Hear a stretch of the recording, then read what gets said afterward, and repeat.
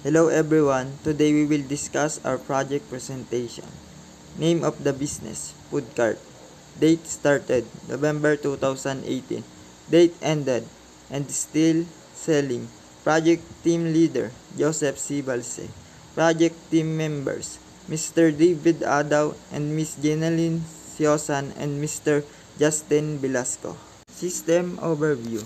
These projects aim to optimize operations in the food cart industry by improving inventory management, sales tracking, and overall business performance.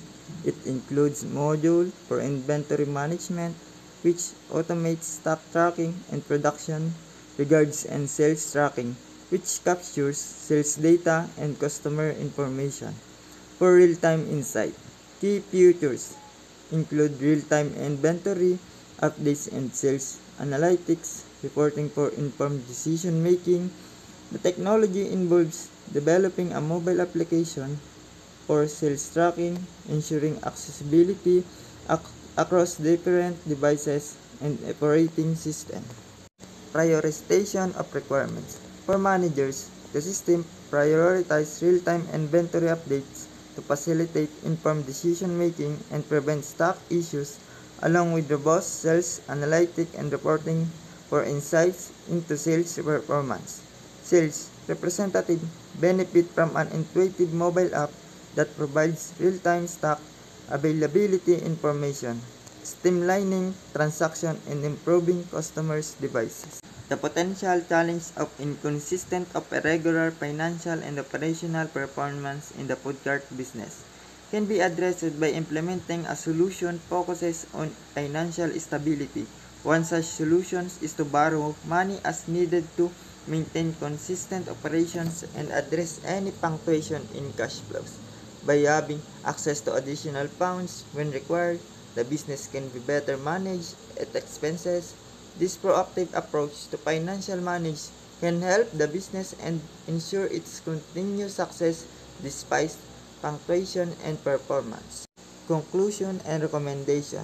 In conclusion, the proposed system effectively addresses critical business needs by offering a comprehensive solution for inventory management and sales tracking. With features like real-time inventory updates, sales analytics, the system enhances operational efficiency and streamlines process in the food cart businesses by prioritizing user requirements and offering solutions to potential challenges. The systems aim to optimize performance and contribute to the overall success of the business. This is our flowchart. Process customer. The flowchart begins with the customer arriving at the food cart. Decision 1. Palamig, the customer is presented with the two choices to either purchase a drink palamig or not. If they choose palamig, they proceed to the next decision point. Customer buy fishbowl. For customers who opt not to buy a drink, they may decide to purchase fishbowl from the cart. Here, they have a choice between vinegar or gravy as a dip. Payment. After making their choices, whether for palamig or fishbowl, the customer proceeds to pay for their selection. And end. The presentation concludes after the customer has made their choices, paid, and received the